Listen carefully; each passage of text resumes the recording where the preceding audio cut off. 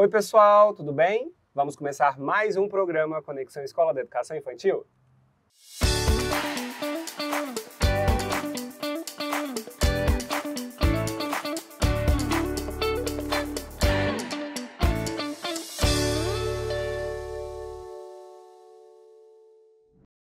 Oi Beto, oi pessoal de casa, que alegria começar mais um programa com vocês. E olha só, o programa vai falar sobre a importância da educação infantil ser um espaço privilegiado para as crianças vivenciarem práticas culturais que ampliem sua compreensão de mundo e favoreçam o respeito às diferenças e às diferentes formas de viver. Exatamente, conhecer e valorizar a diversidade cultural brasileira é essencial, pois ela representa uma das maiores riquezas do nosso país e constitui um patrimônio que precisa ser conhecido desde os primeiros anos de vida. Entre essas identidades, os povos indígenas devem ocupar um lugar de destaque. É fundamental, né, Beto, que desde a educação infantil sejam criados tempos e espaços que aproximem as crianças dessas culturas, mas de maneira contextualizada, superando representações folclóricas ou datas comemorativas e permitindo que reconheçam esses povos como parte viva do Brasil e deles mesmos. Exatamente, Isabel. Os povos indígenas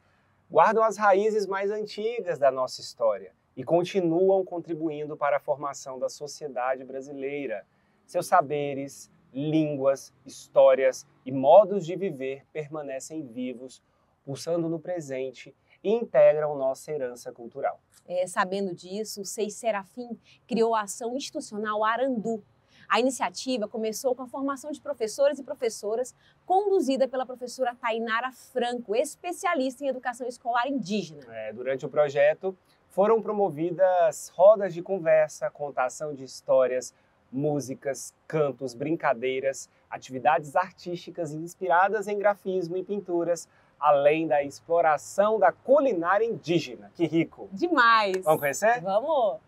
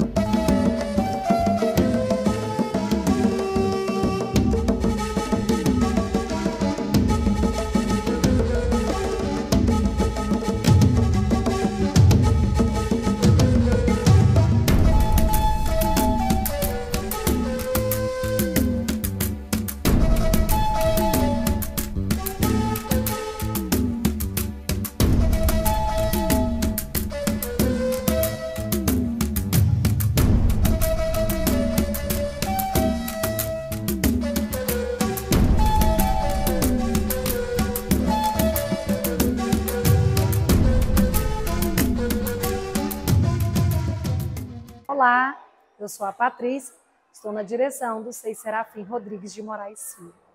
E hoje a gente convida vocês para conhecer um pouquinho da nossa ação institucional Arandu, na qual a gente trabalha com as crianças e profissionais o reconhecimento e a valorização da cultura indígena em cumprimento da Lei 11.645.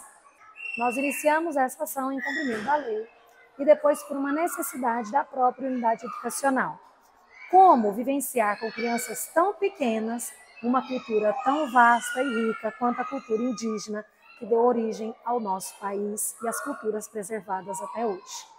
Pensamos em movimentos de ateliês. Nós realizamos 2 ateliês, um coletivo com as crianças e depois as crianças fazem vivências nos agrupamentos, direcionados de acordo com a sua faixa etária. A nossa proposta inicial é fazer com as professoras uma formação, visto que o assunto ainda é muito novo, desconhecido e há muito que ser explorado. Nessa formação, as professoras manipulam, conhecem elementos que são próprios da cultura indígena. A gente fomenta esses estudos, trazendo pessoas para fazer essa formação e textos de, preferencialmente, autores que sejam de origem indígena. Exploramos personalidades, culinárias, brincadeiras, tudo dentro do vasto universo da cultura indígena brasileira. O resultado de tudo isso são ações em que as crianças, além de aprender, vivenciam, experimentam todas essas possibilidades, numa riqueza infinita de conhecimentos da cultura indígena brasileira. Olá, eu sou Luciara, professora do agrupamento D3 do SEI Serafim. Olá, eu sou a professora Ionara, do agrupamento B do SEI Serafim. Durante esse projeto, tivemos várias vivências. Entre elas, foi a pesca, tivemos também comidas típicas, conhecimento também da mandioca, o pé da mandioca. Sim. E também tivemos os ateliês nos agrupamentos, que as crianças puderam vivenciar também no agrupamento, que foram atividades de acordo com a faixa etária de cada criança, né? Contação de história, roda de música, elementos naturais, elementos visuais, para que assim, as crianças pudessem vivenciar mesmo a cultura indígena. Né, Luciana? Sim, entre elas, as crianças confeccionaram petecas, colar, cuscuz, manipularam argilas. Teve também a tapioca. Fizemos também as danças, né, típicas dos povos indígenas. Tivemos também a leitura do livro Curumim, onde as crianças também puderam compreender uma literatura tão rica. Sim, na contação do livro nós usamos elementos concretos para que as crianças pudessem compreender realmente a narrativa do livro, né? Como chocalhos,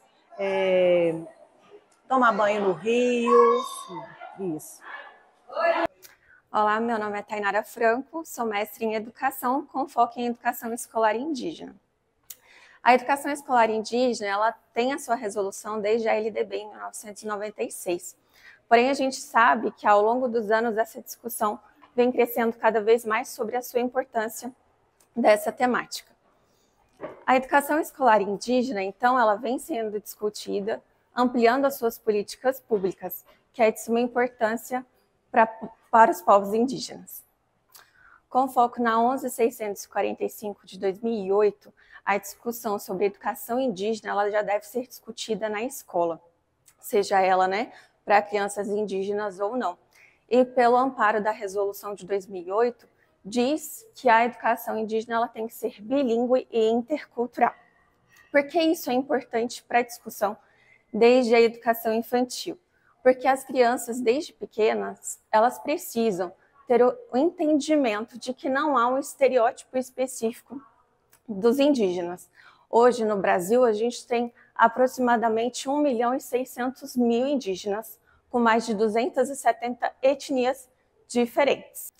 Isso deve ser muito importante, porque a gente percebe que, muitas vezes, as escolas, até mesmo pela falta de conhecimento, não tratam a questão indígena na sua profundidade, trabalhando sobre a questão ainda daquela concepção do Dia do Índio e também que eles pertencem a uma tribo, como discussões de músicas que a gente já conhece de cantoras infantis. Porém, esse estereótipo ele precisa ser quebrado. Diante dessa dimensão que a gente tem hoje, a gente tem que abordar sobre o termo correto, devemos aprofundar também sobre as diferentes línguas e povos e como as heranças ancestrais dos povos indígenas influenciam e impactam no nosso cotidiano, como, por exemplo, o consumo de peixe, da mandioca e seus derivados, o uso, por exemplo, de redes, entre outros fatores que são muito importantes que as crianças, desde pequenas, podem ter esse conhecimento, que impactam, inclusive, no seu dia a dia. Hoje, por exemplo, o termo correto é a gente falar indígenas ou povos originários. E entender que dentro dessa diversidade grande que a gente tem de povos, o lugar onde eles vivem não é a tribo, e sim a aldeia, em que as famílias desde pequenas já são as famílias, ensinam as crianças desde pequenas sobre uma conscientização ecológica. Então, entender e aprender com a floresta, com a fauna e com a flora, isso tudo são heranças que nós também podemos passar para as crianças do contexto ocidental.